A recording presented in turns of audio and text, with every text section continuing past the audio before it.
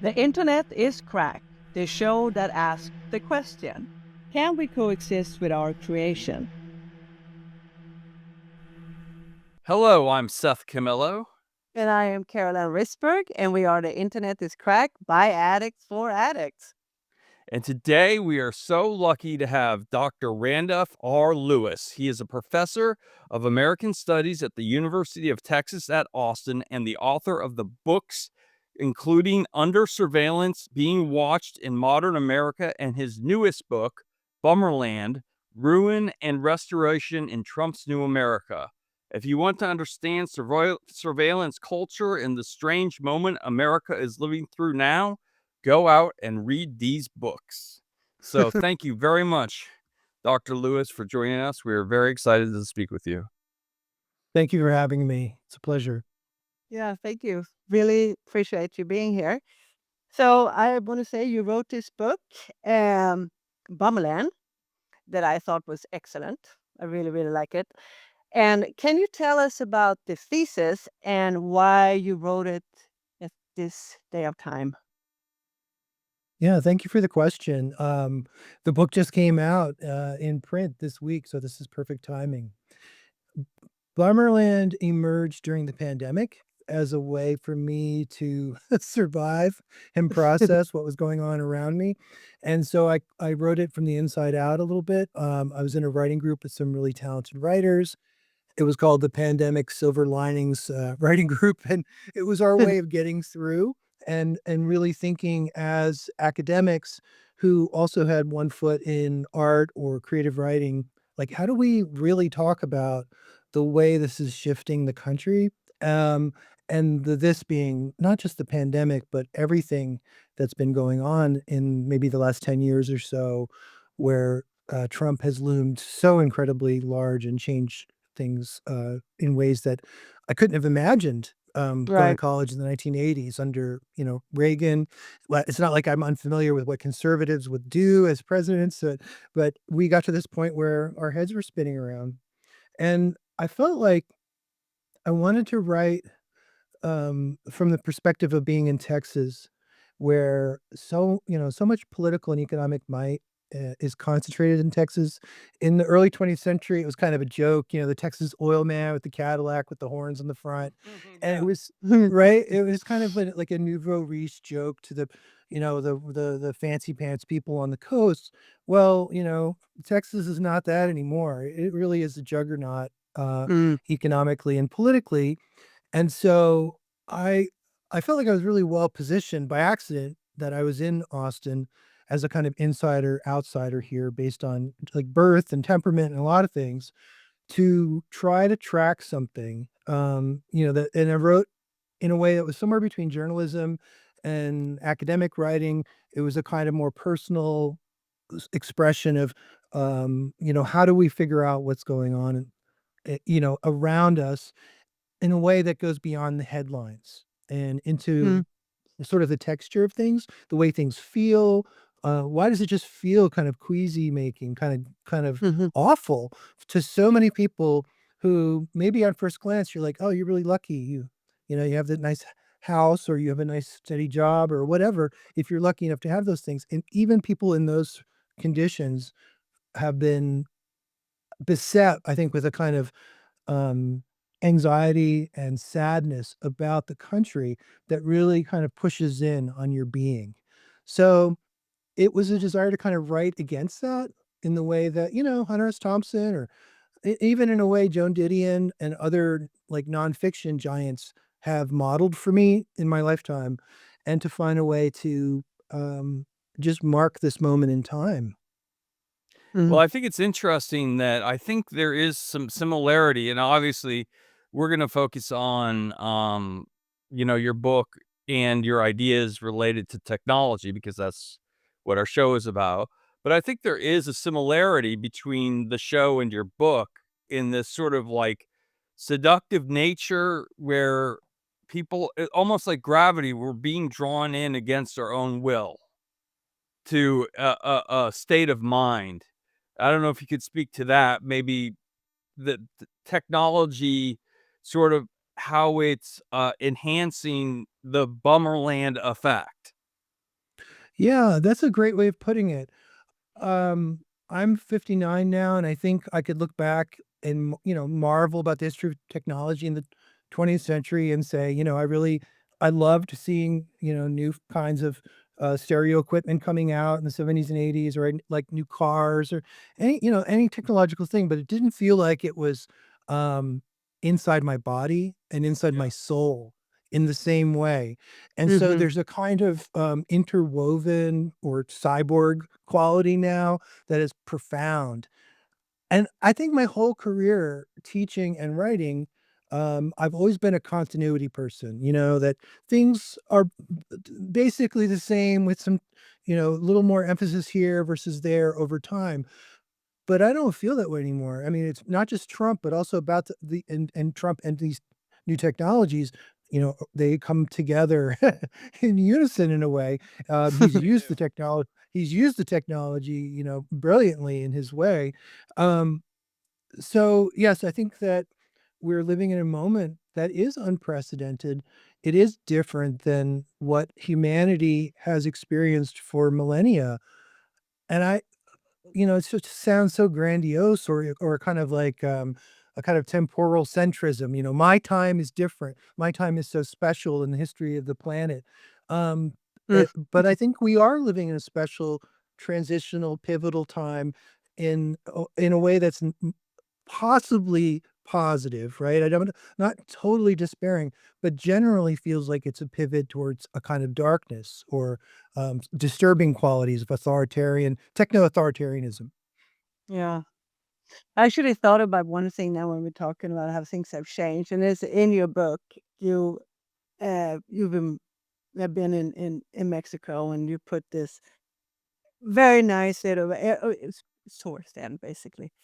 Uh, how you put on not on Facebook, I don't know, social media that you had a good time in Mexico, and then somebody put on who was very negative and basically saying, "Oh, you are privileged." And I was thinking when I read that, this is so horrible because now I've kind of learned to know you through the book and how you think, and I'm like, there are people sitting on the other side of online, and they're like they have no idea, and they can just bump out things about negativity or whatever. And I think just in general, I think that's where we start to be today. That we people today are just they're sitting behind the screen. They think they throwing out words, negativity. They know nothing about me. They know nothing really about you, how you think. And anyway, I just thought about that because I do think in all we are changing so much how we look at the world. Yeah, I agree, and there's a kind of, paradox or, um, great irony that this technology in the internet that was designed to bring us together to connect and understand one another and the world more deeply has sometimes done that, but oftentimes done what you're describing, which is a kind of flattening out of other people's existence into some stereotype of or something that you can judge from their profile picture or their name. Right. And and I don't think it reminds me a little bit of the way people interact on a busy freeway in LA or something, where Yeah, yeah. people act terrible in their cars in a way that they would almost never act in the grocery line. It's the same thing. You're queuing, you're in a line, but you don't flip people off and scream and express rage when you're at the grocery store, hopefully, but it does happen pretty frequently in the car. I think that there's a version of this online, of course, that we're all too familiar with. And it is quite frustrating that especially for those of us who have a kind of romantic notion about our organic self. Like, I wanna really Hmm. just try to be real, be myself, and then I have to stop and be like, "Well, wait a second.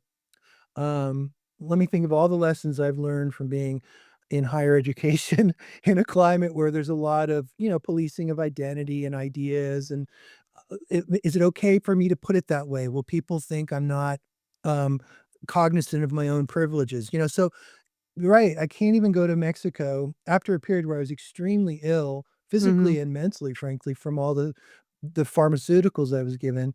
And I can't even post, "Hey, I'm having a good time in Mexico," without someone quote correcting me. Well, that's Yes. only because of your privilege. I'm like, Right. oh, first of all, that's incredibly insulting about Yeah. Mexico as well. And it's very insulting and flattening about my experience as a human being. And I don't want it to verge into some sort of like Tucker Carlson sort of position of like, like my identity shouldn't be a part of this. I get why people want to scrutinize who I am while they're looking at what I'm saying. But it was ironic that this was somebody who I taught for years and who knew me. Yeah. That's That they amazing. they wanted they wanted to perform a kind of um, examination Yeah. socially in a sense, right? Like I'm Yeah. giving you the checkup. Everyone can watch me give you the checkup, so we know that you're being boxed in a certain way. So Mhm. it's about power, and I think it's dehumanizing, and it's the kind of thing we don't need to be doing, especially among our ostensible friends. Do you, Right. I agree. in your book, there's sort of sense of things unraveling. Now, and you did say something that was interesting in a response a couple of questions ago, where you said may or may not be negative. You know what I mean? We may this feeling that we have may or may not be true, but there is definitely a sense, I believe, in America. Now, you've studied American culture a lot in a lot deeper way than we have, but that there is a sense of unraveling at this moment. And how much do you think that is due to technology, and that, that you felt the need to share, I'm in Mexico, why do I share, I play a gig, I want to put the best looking photo of me up. And, all these impulses are creating a kind of a perfect storm for, I think, that kind of sense that society is unraveling. There's an old lesson about new technologies, and maybe it was Bertolt Brecht talking about radio in the 1930s, and there was this idea that suddenly with radio, it was Mhm. like the internet of 1930 that, Yeah. you could communicate to everyone all at once the great knowledge and wisdom of the world. And Mhm. then who figured out how to use it? Goebbels and Hitler. They figured out, hey, this is actually a really great way to communicate terrible things as well as, Brahms and Beethoven or whatever. So so there there's a there's always this moment, and I'm nostalgic for that moment of early internet culture where you're like, "Oh, wow, some kind of new possibility has arrived, and this is gonna be great." And yeah, there could be some weirdness here or there, and people are having this thing called flame wars, as they used to call it, and there was, like, little bits of concern, but in the late '90s, there was a little bit of that, like, John Perry Barlow kind of, "The internet's gonna be this utopian space," and that's gone, I think, unless Yeah. it's hiding somewhere that I never come across it. It's more now in the realm of addiction. My students, unable to put the phone down in class. And Right. for a long time, it was like, okay, I need to tell them, please put the phone down while we're together in a seminar, especially in a small class. And then I would see like how distressed it made them that, and I feel that too. Like I'm just as bad as them, that kind of pacifier Mhm. effect. And Well, so I was a professor of film production, and so the classes were limited to 12 people, and I stopped. I think I had the same feeling you had, which is like, it was so difficult for them to do. It was impossible, basically. There was no. yeah. I didn't take it as disrespect, I took it as addiction, because I Mhm. don't feel like it wasn't like, I don't like Seth as a teacher, therefore I'm gonna look at my phone. It was like, I can't stop looking at my phone, and they would sort of sneak Exactly right. look, who's texted, who's in it, and I didn't. At first I was offended, and then I got over it, and I was like, this is what being 18 to 22 years old is about nowadays, Yeah. you know? Yeah, and I just, earlier today saw an anthropology colleague we were saying, I'm starting to see it in graduate seminars now. Yeah. So, even the students are like, they're the pre-professors can't concentrate on what we're talking about for 2 hours without the phone getting out into view. Yeah, it's a real puzzle, how to deal with that in pedagogy. And Yeah. then, of course, I've taught some film too, Seth, and I've noticed that it's more and more difficult for a 20-year-old sophomore to follow a 2-hour or 2.5-hour narrative that is linear. And this is also true in print. So all my assignments are now accommodating the reality of social media. Everything is smaller, broken up, little bits of things. There's no more, you read 300 pages for, the end of the month, or you watch this 3-hour documentary. That I mean, I could force them in a way, but the level of unpleasantness involved, that would be the baton death march, right? To get them through that. So my pedagogy has unconsciously sort of adapted to the reality that, I've got to be, some kind of almost like an influencer. I've got to be colorful and quick and move around a lot with this mode to this mode, and there's got to be music and you know um Well, I think there's something to be actually that goes along with our the I mean, the podcast that you're on right now, is that we allow people to speak, and I do wonder, it is definitely a rhythm of drums that is at opposition to what people normally, deal with. We've decided that we want this to be a place, a different space than what mostly the internet is about, which is quick, quick, quick, quick, quick.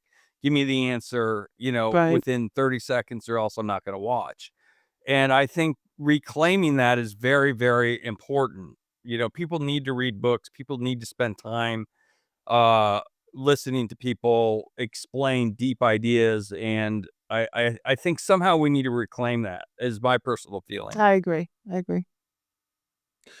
Yeah, I think that's great, and I think, learning languages or, learning a musical instrument, these are things that it's pretty hard to be on your phone and do. So anything we can do to kind of keep alive that, I don't know what you wanna call it, that kind of pre-digital part of our minds is important, although I'm certainly no role model for it. No. As somebody who, I'm like, "Oh, it's 4 in the morning. I'm gonna go get up and get a glass of water. I should see what, it's on my phone." I have no idea how that became a compulsion for me, That's so but funny. Yeah. like everyone else, I'm doing it, so I don't have any kind of moral superiority, No. unfortunately. I'm sucked into it just as much as everyone else. Yeah, so am I. And my spouse always tells me, it's like, I can't believe you. You're doing the internet is crack and you're talking about all this, and there you are watching the phone all the time. And I was like, yeah, yeah, that's true. And I'm really trying. I'm not gonna lie. I'm really trying. When we're having dinner, whatever, it's like no phone anymore. I don't need to look at it. I don't need to look at my phone 4 in the morning, but I do it too. Every time if I wake up, there it is. What's going on? No, just go back to bed. Like, I don't know why I do it. It's stupid. But anyway, the It blurs into my work so much that for a long time, looking at my phone seemed kind of like it was feeding or enhancing my knowledge that was going into my work. And also, as somebody who, came up loving film, loving Mhm. music, being attuned to like current affairs, news stuff, I thought, well, this is the ultimate tool for me to keep really abreast of things.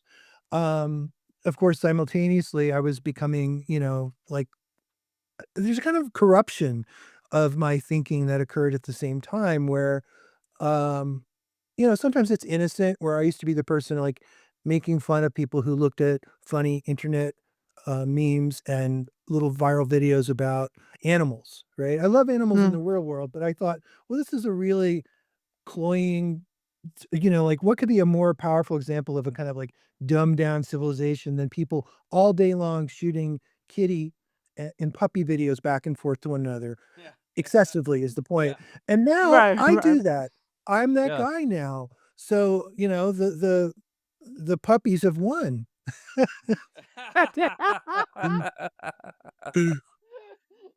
But maybe that is the bomb shelter that we all go to, because AI and social media are so frightening. Maybe somehow that's the palate cleanser. You know what I mean? Is this simple joy of seeing something exist? I don't know. You know? Yeah, I agree. I mean, and to the extent that it is a genuine like conduit to nature, to animals, to life, to like traditional notions of what it means to be alive, then it's a beautiful thing.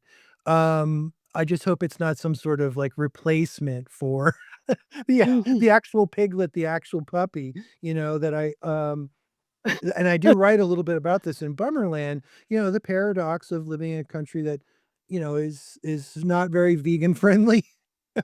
And that Right. at the same time, but a country that is simultaneously obsessed with these kinds of like, little piglets in videos, by people who are literally eating bacon and sharing them with one another.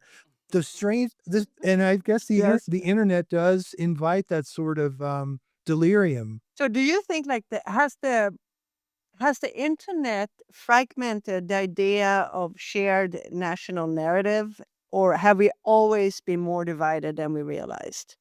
That's something I've been thinking of. Yeah, that's a really hard question, because it's hard to know, like, in 1880, like, deeper into the psyche of people and their lived experience, like, were they really alienated from the power structure, Mhm. more than they were able to articulate. So, it is a more speculative thing. Um, the I mean, we now live in this moment where we can find out we can find out the answer to questions like that because of the intimacy of, well, surveillance capitalism, basically. The Mm. level of surveillance that we're subjected to allows us, Carolyn, to answer that question, if we're Palantir, if we're Sam Altman or somebody like that, Mark Right, right, right. Zuckerberg, we can answer that question about, like what at the granular level, you know, this microscopic level of what people are actually feeling, thinking, and Elon's working on getting it to this level of thought with Neuralink. Oh, yeah. Elon Musk wants to get into our. It's not enough for the algorithm to be able to, anticipate everything we're going to do based on a long, long history of careful, close observation. Now we're going to be like, Mm. wired up, as it were. I think about Elon Musk a lot. Sorry if that's a problem No, because please do. No, We it's all do. not. he's We Please we talk think about about Elon him. Musk a lot too. he's in Yeah. my And his ilk. backyard. Yeah, he's in Yeah, my he is. backyard. I came to Austin in the '80s. It was Willie Nelson kind of territory. It Mhm. was country music and Richard Linklater and Slacker and Stevie Ray Vaughan. And now this is a way in which like technology changes like lifestyle and even the built environment. We're kind of Tesla bro um city now, a kind of Yeah. technopolis. It's really, like the first essay in Bummerlands, the super hyped technopolis of despair that Austin has become because of people like Elon, that Right. they live in a techno determinist, you know, fantasy, a kind of bubble mentality. But I end up thinking, and I don't know, I just am very disturbed by how they've changed my, well, it was a little city, now kind of mid-sized city. And then one of my projects on the side is a magazine called Elon, the magazine for best billionaires. Oh my goodness. I love it. I do this with 2 of my colleagues, one from Berlin and one in the anthropology department here, and, Florian Grinmuller and, Craig Campbell, and That's this funny. issue we wrote it entirely based on field work from Las Vegas to Berlin, where there's a gigafactory. Las Vegas because of the loop that, that underground system that Elon is building, and we're currently doing a second issue that's, like, about tech billionaires and techno-feudalism generally, so with a lot more contributors. So this But was like proof it's of. titled Elon. It's always gonna be Yeah, every episode, Magus. every edition is Elon. So that's yeah, the I title of mean, the to us, that's magazine. kind of funny. There's a funny quality to the Yeah. things that we write about in there. It's not an academic magazine. It's kinda like, what if Oprah magazine was But on the other actually a hand, kind of yeah. I would say that he does represent everything that we're talking about. So, there is something to that beyond being funny. It is actually he is the representative of Palantir. You don't have to say when you say Elon, you include all those things. You include the tech bros. I mean, I think that's actually kind of brilliant because I think it's brilliant. Where do we how do we get it? I wanna yeah. ask now so everyone know, how do we get the Elon magazine? Uh, I'll give you the website where it's distributed, as a hazing electronic magazine. We only made 150 copies of the print magazine, but Mhm. I'm happy to send you guys one and put you on the mailing list for the next one. Oh, love Um, that. yeah, and it was a great opportunity to do something that I think universities maybe could do more often, or at least my university here, University of Texas, which is actually dig in your backyard. And Elon's Mhm. building the world's largest factory called the Gigafactory during the pandemic without much supervision from the city, just kind of turbo light speed coming in. That's his way of doing it. It's a very much of like a blitzkrieg mentality. And promising that it's going to be an ecological paradise that's just, Mm. 7 miles from downtown Austin. And then the reality, of course, is very secretive, not as green as we're promised. And it turns out, like when we started this magazine, people knew who Elon Musk was, but he was still in this transitional moment like 3 or 4 years ago where he was going from being a kind of Thomas Edison, Mhm. Tony Stark kind of Mhm. figure where Yeah, people yeah. didn't really know they didn't know the details, but they knew he was some sort of, boy wonder inventor or whatever. Turns out he's not an inventor at all. He's an investor, No, he isn't, Yeah. he right? isn't. That's why he gives away You the know, patents. every engineer out there, will tell you he doesn't know how to code. He doesn't know how to design a product. I'm not saying he's not a smart guy, but he might not be a smart guy in a certain way. Um, he lives on hype. I mean, his broken promises are a big part of like what attracted us to him, that he could be at the sort of center of the conversation of what technology is in America or globally, based on a lot of crazy promises about like we'd be on Mars with Yeah. already, according to him, 10 years ago is what he was promising. So we just wanted to look into some of these promises and think of him as a neighbor. Like it was a joke almost like my neighbor Elon, like, well, what kind of neighbor is the tech oligarch to this community? Mm. Well, it turns out he's a shitty neighbor because he thinks Mm. more like an apartheid Nepo baby than he does like a real Mm. Austin resident who cares about the people, who cares about the history of the place. Um, so that's the project, and it allowed us to go explore all these interesting angles. Like, well, I went to Vegas to explore the Loop, which was, Las Vegas desperately needs public transportation Mhm. reform. I don't know if you've been to Vegas, but Yeah, yeah, it's yeah. just that it's the strip's meant for cars to move slowly and see these big hotel casinos, but it's terrible for people on foot. It's, I guess, impossible to ride a bike pretty much down the strip, and it's really hard to get between things. So they need more transportation options. And here comes this billionaire who has this notion about, well, what if we have tunnels underneath the ground? Well, he's got a company that's never built any tunnels. And then what is he going to put in the tunnels?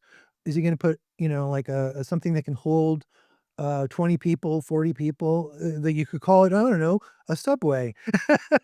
He's gonna put his own Teslas in there, no other cars allowed, and you think, "Okay, well, I've got a Tesla, I can drive it in there." No, you can't.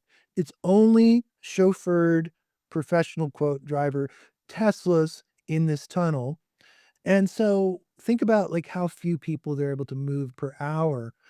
What really attracted me to the story, which I was obviously kind of debunking by going out there, where it was dysfunctional. The whole system was down the day I was there. Well, one of the days I was there.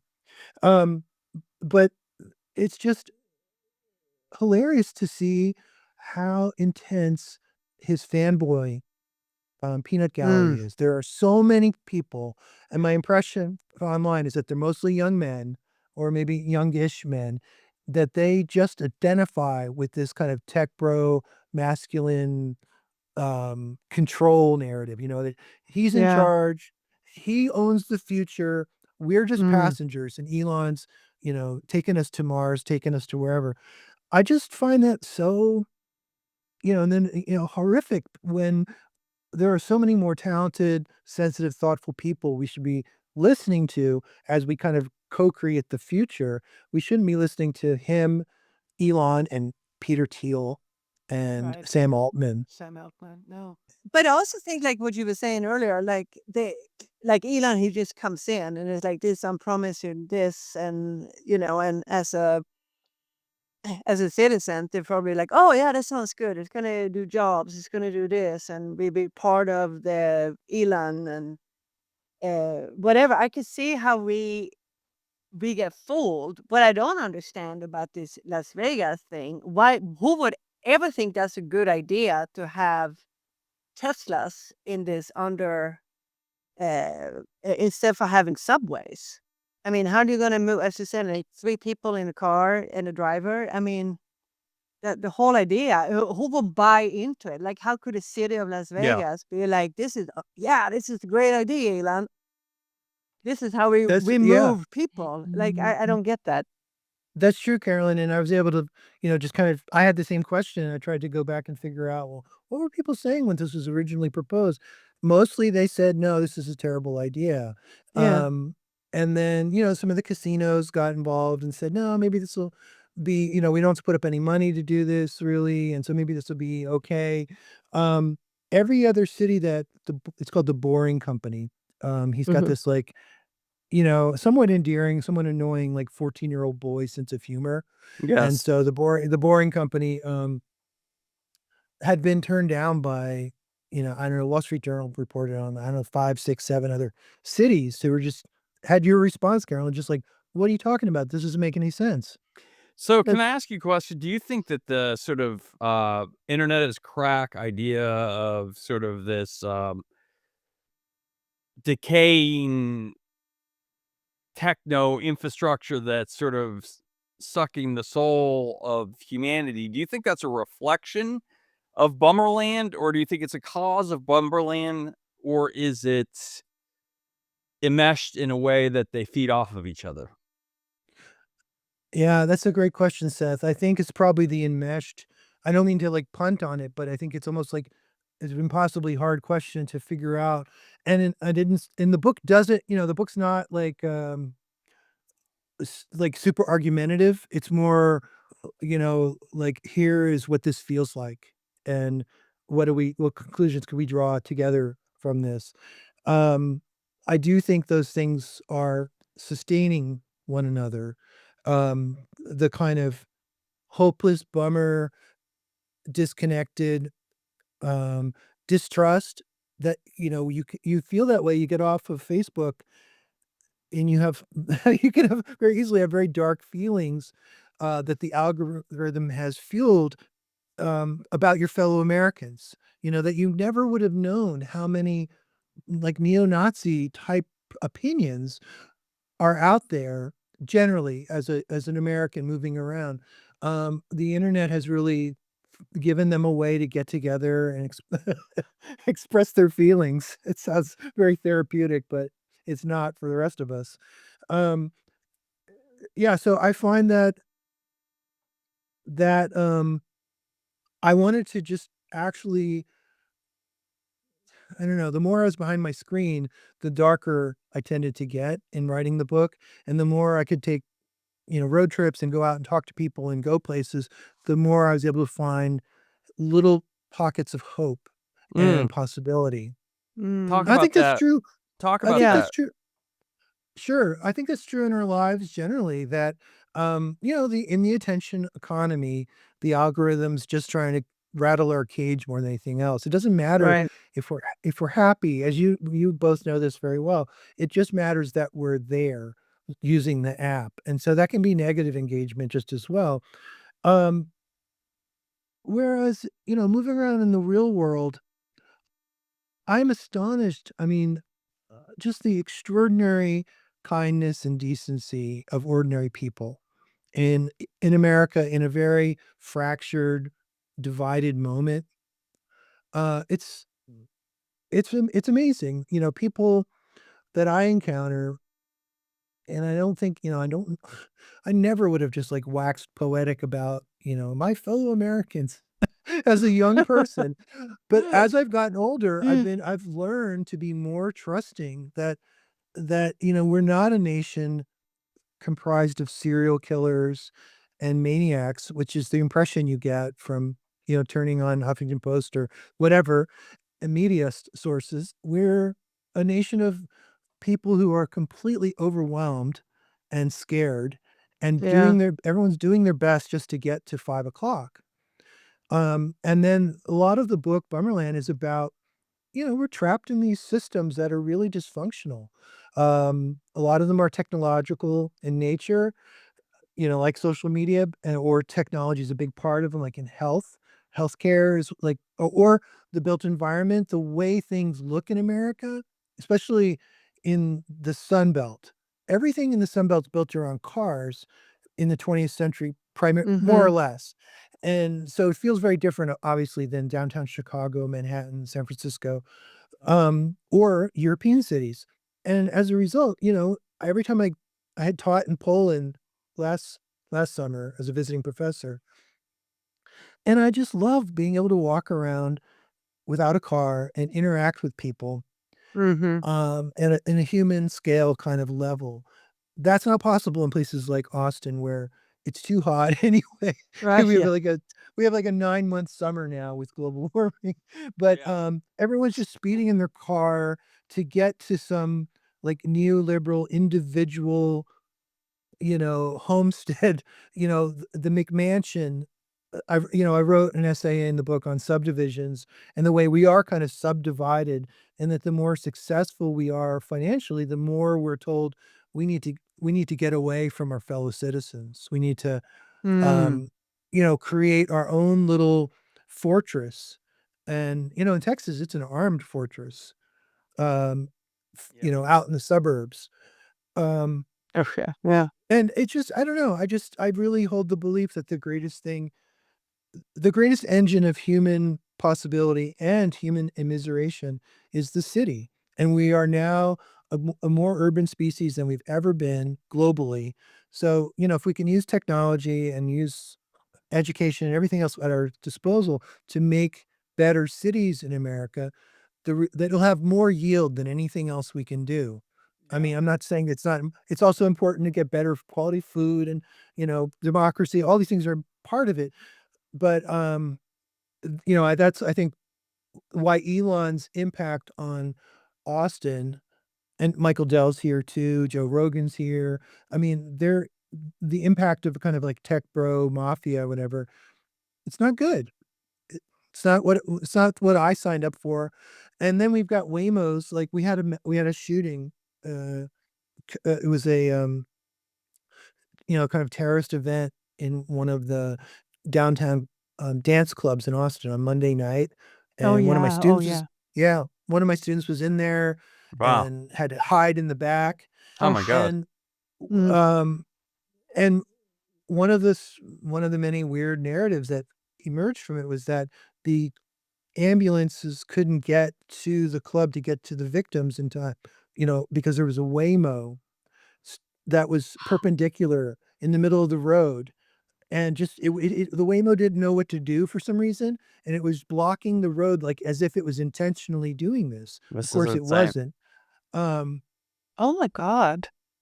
It's insane. so yeah, so that part, that's like a version of the future that, the tech oligarchs, think is gonna be great. Waymo's everywhere. I didn't sign up for that. No one I know in Austin wants Waymo to be here, and yet they're all over town. Yeah.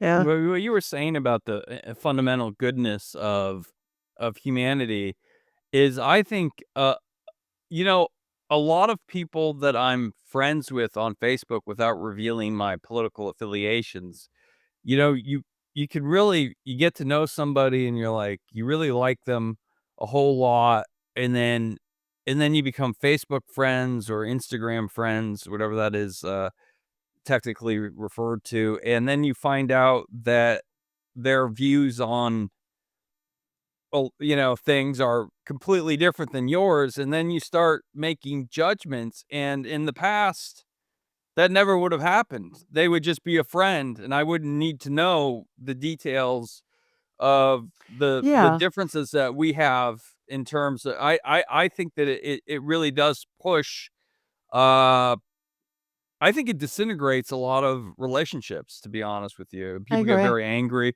If you support Trump, I'm going to unfriend you. If you support, Obama, I'm gonna unfriend you. I mean, it becomes a very not Mhm. nothing like, both Caroline and I, grew up without the internet, and now we have the internet.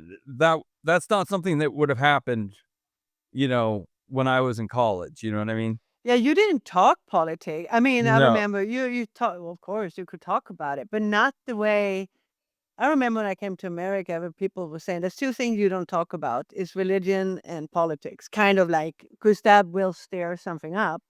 And I think a lot about that now too. It's like that's the only thing that's going on the internet. Like all Yeah. the things where, like you were saying, like I'm shocked sometimes, like, oh, is that really your view? Like of certain people are like, oh my God, I thought I knew you, or whatever it is. Anyway, It I'm getting it Yeah. toxic. definitely feeds me. I am obsessed with the other side, so it Mm-hmm. feeds me. I only not only, but I get a healthy dose of the other side because it can tell. I read the comments, I become very obsessed with these things, and is that healthy? These are good people, who maybe have political beliefs that are different than mine.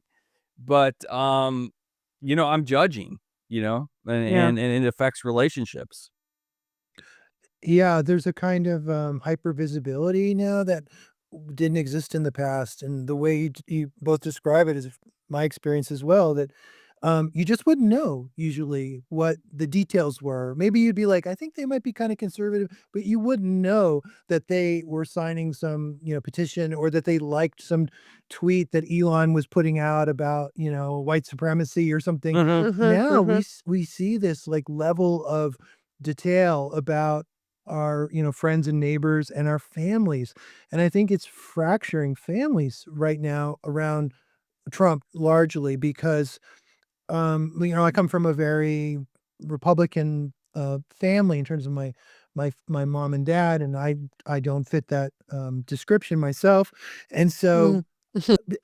if I can hang around with them in the house and not hear anything political all day, but I'm just very fortunate they're not on social media because I know it would be 100%, George Soros is plotting to overturn the, you know, America, Hillary Clinton's emails, it's just like because, that's what they're consuming through Fox News is a kind of really rabid and really, like, simplistic form of propaganda. Um, Yeah. it's in my own case, it's made it so I don't really wanna talk to them as much as I used to. I love them, but I'm like, I just know so many people who are just like, "I've given up on my mom," or, "I've given up on my dad," because of what they see them posting on Facebook about Mm-hmm. politics. Well, I think it encourages extreme, statements and behavior, whereas, like, my ex-wife, her parents saw politics, my ex-parents-in-law saw we couldn't be further apart, but they were good people, and I saw them as good people. Now, if I had only known them via the internet, I probably wouldn't have had such, and not I would have judged them more harshly and maybe missed out on a relationship that I could have had. And I feel that we're not, they always say reaching across the aisle. We're not reaching across the aisle. We're getting angry, angry, angry, Right. angry. Right. That's what I feel. There's a journalist here, who wrote a book maybe 10 years ago called The Big Sort that you may have come across that's kind of predicted a lot of this because he was looking at settlement patterns and looking at the difference between like 1970 and maybe 2010 or so. And in 1970, and I'm born in 1966, just for frame of reference, but people were jumbled together. on a street. On most streets, you could just Mhm. find Democrats and Republicans and Yes. a kind of random mix of people. Um, and of course, as we all know, that's no longer true because the name of the book is The Big Sort.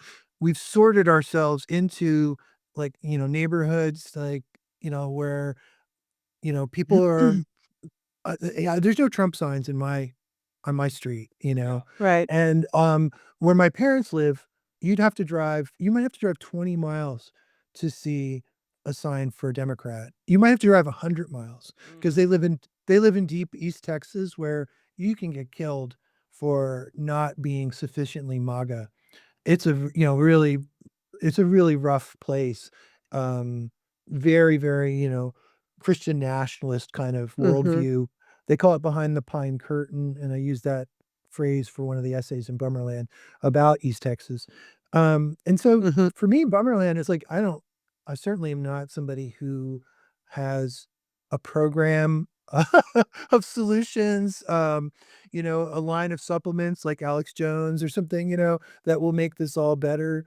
I put my faith in other people. I put my faith in education, and put my faith in something kind of like what I call it attunement, just in a kind of deeper emotional intelligence that we can apply to our fellow citizens, the built environment, to make the world less of a bummerland in the United States. And the four words that I kept coming back to, and I dropped this phrase a couple times in the book, is smaller, sweeter, slower, lighter.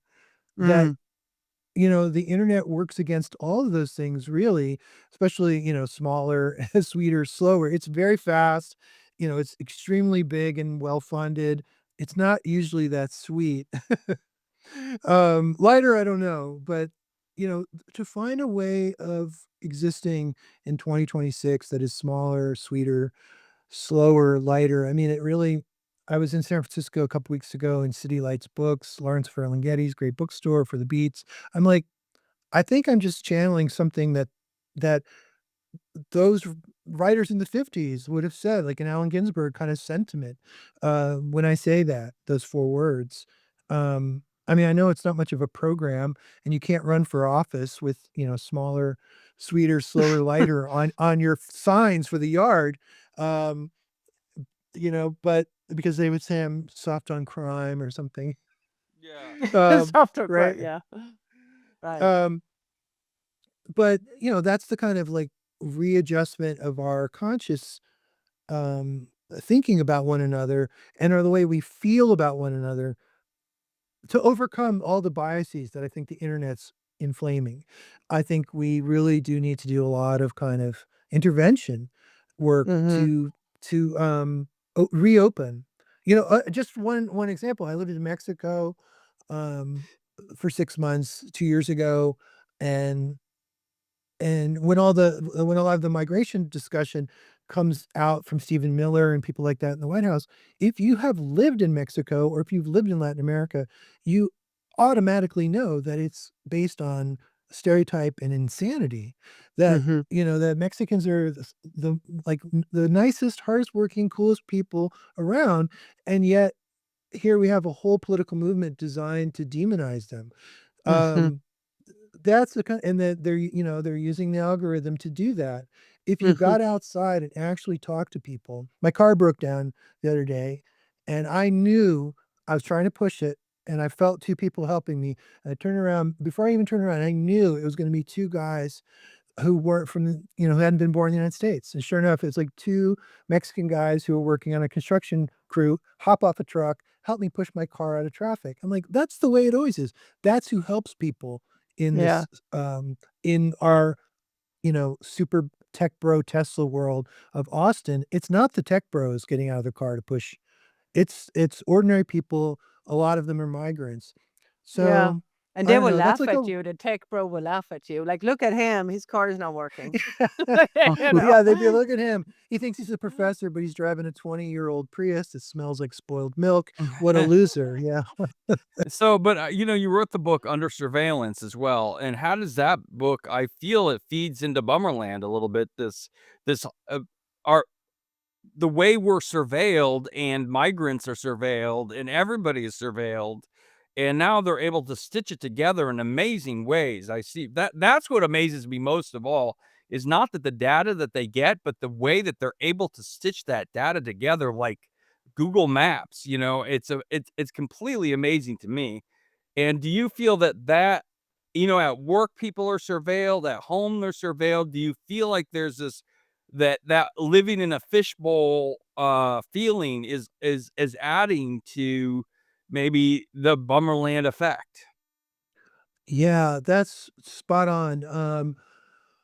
It's funny because I started the book on surveillance in 2010, and it was right before Edward Snowden's revelations about the NSA spying on ordinary Americans. And when I first started, people acted like, surveillance? Why are you Yeah. writing about that? Is that important? Mhm. And, oh, that must be something you worry about if you commit crimes. I don't commit crimes, so I don't worry about it. There was like this incredible childlike naivete about surveillance. And it shifted pretty quickly after Snowden. So people, there's more savvy in the 2000 teens about it that I saw. But my book comes out in 2017. And all of these like massive surveillance systems are in place. But Seth, as you suggest, they're not integrated fully in Yeah. 2017. And No. so Right. that was the one ray of hope, was that we could say, well, right now, the traffic camera is not connected to your medical records and it's Yeah. not connected to Facebook or whatever all these different Yeah. systems are. Um, and they even called it the surveillance assemblage to indicate that it wasn't one thing, that it's kind of like, parts connected, like Tinker Toys. Remember the Yeah. Tinker Toys as a kid? So, but now you're absolutely right. And this is where AI and Palantir, this is where they come in, I think, is that they're the integrators. They're the aggregators. They've figured out, often through AI, I suspect. I mean, who knows what they're really doing? All we know is Alex Karp likes to kill people. um, as he said in a recent meeting. Um, yeah, so I am very, very concerned that we've reached some point now of what they call ubiquitous surveillance. So there's no outside the surveillance regime. There's Yeah. no hiding anymore. There's no like Unabomber going off in the Uh-huh. woods because there's no wilderness. It's all the quote wilderness is all, filled with sensors, and then the drones overhead are everywhere and can see, they can read your license from 20,000 feet. It Yeah. sounds like, like what the kind of thing Alex Jones used to say. Yeah. Well, I don't endorse anything about that man, but, his paranoia about surveillance systems 20 years ago was actually on target. Um, so yeah, he was shooting down drones 10 years ago in Austin with automatic weapons. He would launch drones and shoot them down and say 1984 is not supposed to be an instruction manual, and, say we're supposed to defer to 1776, not 1984. Now, of course, it's ironic that he then ends up getting in bed with Trump, who is probably one of the worst people you could imagine having the keys to the surveillance systems because he's petty, he unethical, he he's not a deep thinker at all. And yet this guy, along with a bunch of tech bros who think they're smarter than the rest of us, like Zuckerberg and Alex Karp and Sam Altman, Elon, Bezos, these people now have more information about us Mm. by, a thousand X than the East German Stasi ever had about any East German dissident in 1980. Yeah. It's frightening. It I'm is. talking on the phone, sending an email. I mean, I don't think, like you said, I'm not a criminal. Well, I don't think anybody's spending time looking at me, but I do realize there's no communication that I do even within my own house that somebody probably couldn't. I mean, they're talking about the Wi-Fi routers are now able to create a 3D image of what's happening within your home. So there really is, like you said, there is no going off the grid. There is no Ted Kaczynski because Ted Kaczynski would have been caught instantly nowadays because of the way we have mapped the world and it's frightening. I mean, not that I'm for Ted Kaczynski, but it would be nice to think that Right, you could same. go off the grid if you wanted to. I mean, it seems Yeah. non-American not to be able to go off the grid, honestly. Right, right. I think that old notions of autonomy, freedom, liberty, independence, off the grid, these are now fantasies that do not exist in reality. And I don't think our narratives about who we are as Americans have caught up to the technological reality of Right. of what we're living inside. Um, and I think, I like your podcast. I like the work that I get to do, the classes I get to teach, because I think the most interesting thing going on right now is this relationship between technology and culture and and Yeah. technology and our own psychology. Like, how do we internalize this stuff? Because it obviously surveillance can be used in beneficial ways if you've got, you know, um, okay, like a nanny cam or baby monitors. These things are obviously Right. forms of surveillance that are benign and positive and forms of love, really, to be able to watch your child or your pet even when you're at work, right? Um, but unfortunately, so surveillance is not inherently negative, but when it turns into, um, well, there's this, I don't know if you've talked to Shoshana Zuboff, who wrote the book about surveillance capitalism maybe 5 years ago. No, we have Her not. argument is No, we have her not. argument, No. she's a Harvard Business School professor, and I'll grab the book here. And her argument, if I Oh, yeah, yeah, can yeah. like That book. Yes. crudely describe it, or simplify it, is that over the last 300 years, markets, capitalism have exploited, the fish in the ocean, the fish to the point where the fisheries are drained, the timber in the woods to the point where, there are not enough trees left, on and on and on, right? So what is left to be exploited as a resource and monetized? Well, human interiority. So Mm. it's our desires, our our dreams, all the things that you can figure out through social media, if you're watching us closely. Not to mention, Seth, as you point out, these things like they're doing with the routers and other ways of Mhm. watching our behavior. Um, it's just a terrible, terrible time for privacy. Mhm. And because whatever oil was to the 20th century, where, like whatever thing was happening in foreign policy, you probably could track it back to oil at some level. It was the prime mover, the thing, the spice must flow, right? Yeah. Uh, Now it's the data in the surveillance system that's the oil, and Yeah. uh, it's incredibly valuable um, to all these companies. And, I don't want to be a product. But I was happy to hear that the Ring camera ad that was on the Super Bowl freaked everybody out. That I'll just for the audience, the Ring camera ad showed how you could use a Ring camera to find a lost dog, and then of course everybody made the connection. Well, okay, what if it's not a lost dog? What if it's me walking down the street and I Right. drop a piece of paper and I'm fined for littering or whatever? Made all of a sudden people got very scared, and that was a positive thing for me that Mm. people faced with that ad were had a reaction because I hadn't seen a reaction in a long time.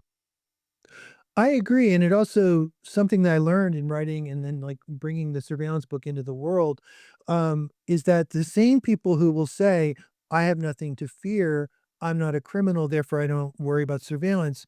Once you educate them a little bit, or you present Mhm. them something like the ad that you're talking about, Seth, the Ring ad, once you give that then one tiny step of additional information to them, they change their tune. So Yeah. it turns out it's based on a real kind of, kind of naive, ignorant, not in a judgmental way, experience of the world. Um, and now I think what's I think for a long time, Americans thought, well, we've got these problems, but we're not China. Um, in China, they've got the social credit score and the cameras are everywhere. And, Big Brother basically is watching every move you make and then giving you basically like a credit score that then determines whether, your kids get into college or whether you get a job. And then those stories about that circulated really widely, in the 20 teens and early 2020s. And I think they circulated because it was a self-congratulation kind of moment for a lot of Americans to say, "Well, good thing we don't do that. We don't believe in that." But we do. Right. We Mm. are like the little frog in the heated kettle. The water is boiling hot. We mostly didn't notice it getting hotter and hotter, but Right. it is boiling hot now, and we are functionally no different than China. It's just that instead of the Chinese Communist Party, it's, a handful of tech oligarchs who get all the data about us and make these momentous decisions about, what the data can be used for. And then, of course, these same, like, American tech firms, one of the big stories from last year, I guess, was that, Dell and IBM, they're selling the technology to China to enable Yeah. them Mm. to do this kind of work. Mhm. So, it's really hard for us to sit in judgment of China when we're not that different and we're enabling the most oppressive practices of the Chinese Communist Party where, people who are dissidents in ways that are pretty minor. I was reading an article in the LA Times about a farmer who just wanted to protest and say, I don't think it's right that they're changing the way our land is being used in our little town. And the level s of state power that came down on him and his family like a hammer Mhm. through surveillance. He can't even leave his house. There's 20 cameras around his house that they counted. He can't leave his house. They'll come and abduct him if he comes outside. I mean, that's hypervisibility. That's where you can barely breathe without it being, documented, surveilled, recorded, archived, and then, they can figure out things from patterns. Mm. It made me think of like, you know, our generation, my generation at least, we grew up with 1984, the things like we're supposed to know about surveillance, what could happen. Many movies have been about it. And some kind of way I feel like I got tricked because suddenly it's all here. Because I do agree, like, I mean, I have a lot of, friends saying the same. Oh, that's fine to have cameras everywhere. It sucks if you get the camera or if you run the red light. But that's not it. That's just not that camera. It's camera everywhere. And suddenly it is inside our house. It's on a yard. It is everywhere. And I think it's snuck up on us. And now I think it's important that we talk about this because I don't think, even if we said the ad, that we're living in that big brother society now. It feels like, and that scares me. I'm not gonna lie, it scares me. Yeah, I agree, and yet no politician in mainstream parties will run on a platform that includes, like, surveillance, and privacy as an important issue. So I want to ask you. So, do you think we will get out of Bummerland here in America, or do you think it's going to be in the end, it's going to be positive and we learn something and we're coming back and be, or this negativity going to stay? Yeah, that's a really hard question. I mean, I don't think that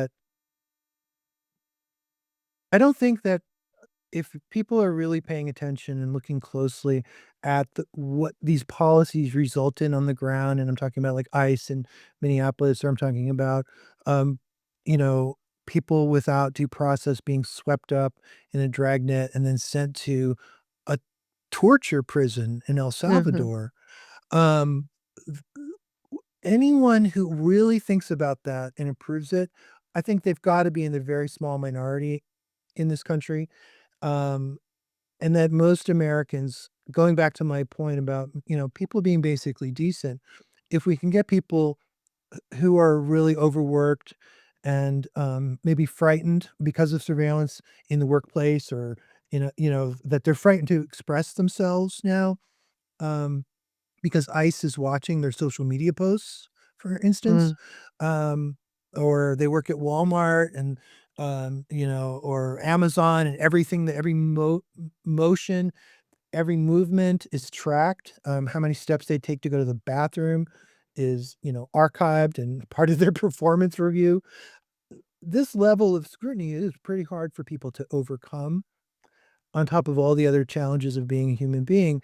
But I do think that there is no, as the Sex Pistols once said, no future. There's no future ultimately that Sam Altman and Elon have to offer at the deepest level for humanity. And at the deepest level, there is love and there is creativity and there's connection. And mm, they can offer simulations of some of those things. But ultimately, I think that this new wave of cruelty that, Trumpism has ridden or maximized, I don't think it doesn't have to be a permanent feature of American life. Although I do have enough fear about that, that I expect I won't live in America in 6 mm. months. No, And wow. so Oh, wow. one of the ess Okay. yeah, one of the essays in Bummerland is about exile, and Yeah, the yeah. ethics of exile and what it means to say, I'm not the one who's gonna have to fight this, or I'm gonna go live somewhere where maybe my money goes further than the people in the local economy, and is that right for me to be there? And, Mm, all the complexities right. of that sort of thing. Um of course, I could also move somewhere, like Sweden, Carolyn, where Yeah. I'm sure you probably see that there's a lot in Europe, a lot of pity for Americans right now, where, Yes.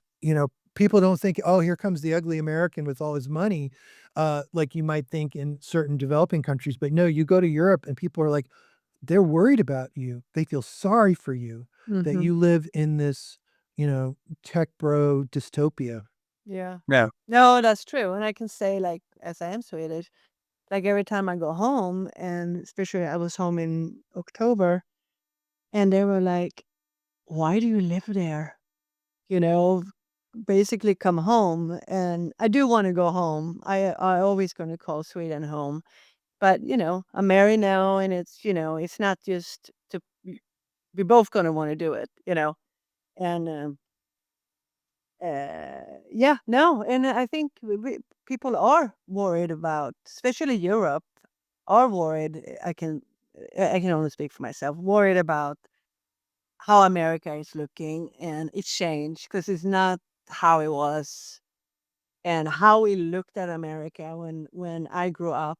Why I want to go to America? Why it was here, and you and I would talk a lot about that set, even though you're American. Like, things have changed so much Mhm. that, and I'm even looking at, just on a, I guess, on a side note, I'm looking at people who are now, for example, from Sweden, and they are now in America, and I'm like, uh, this is what they are seeing is not how it was when I came, because it was very different.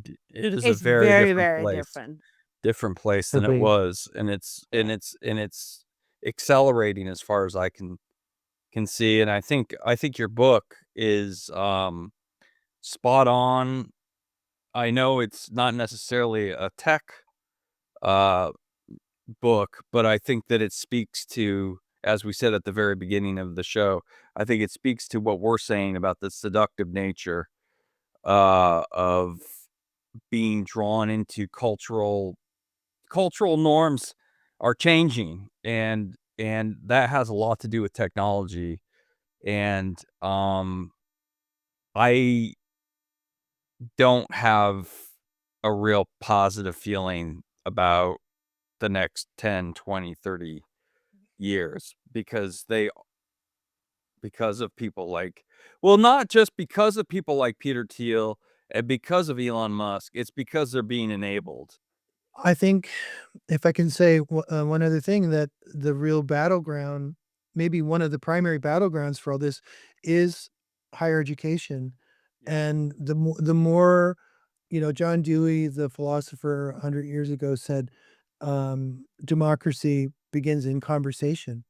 Yeah. Yeah. And so the more we're Mm. able to have intelligent conversations with strangers and neighbors, whether through technology or on the street, the better.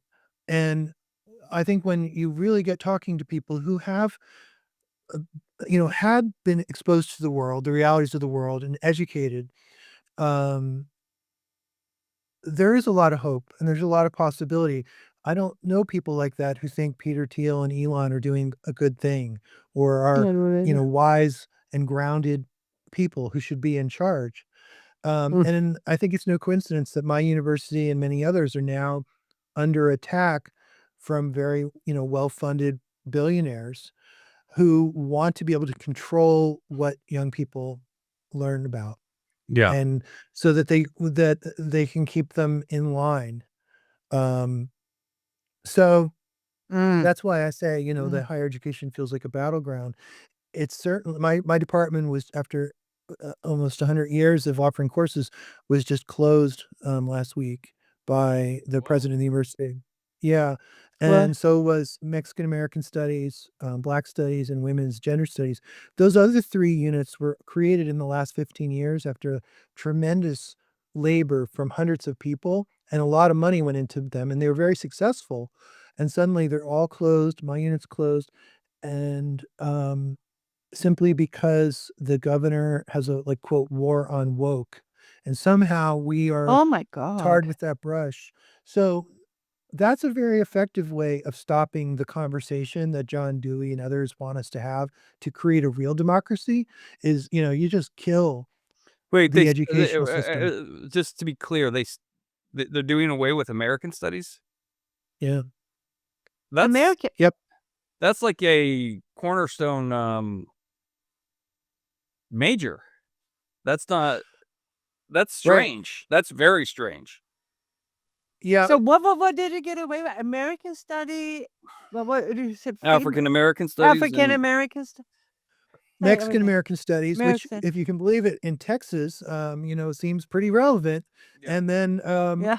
Yeah. and was, only constituted as a department, I don't know, 10 years ago or so. And then they're getting rid of women's and gender studies because they don't want anyone talking about gender or trans issues in a way that could possibly someday, um, you know, get some student who's a political operative upset.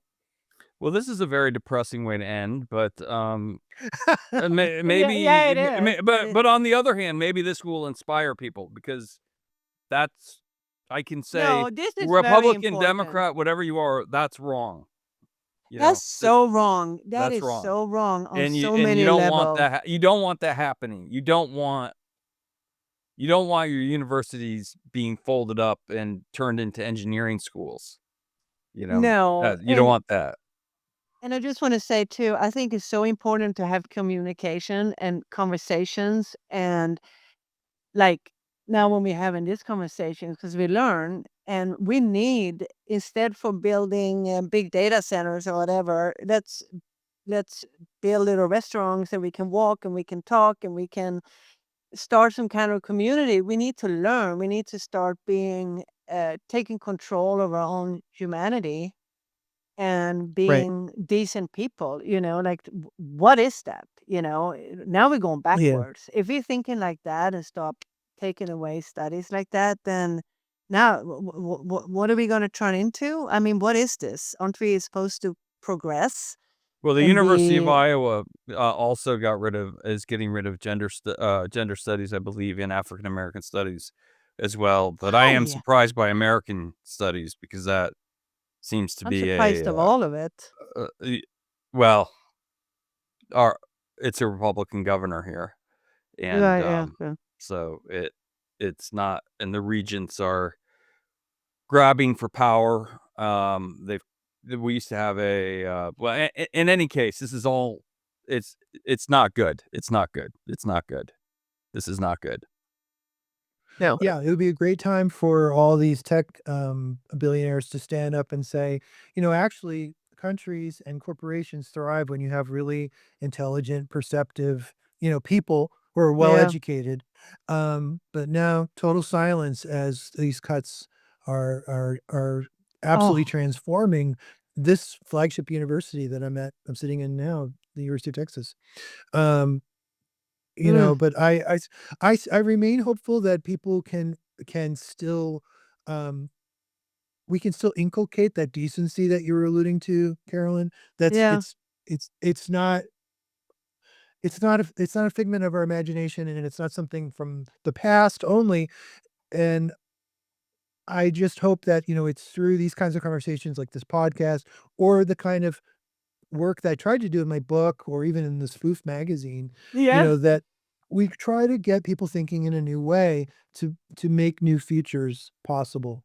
Yeah. All right.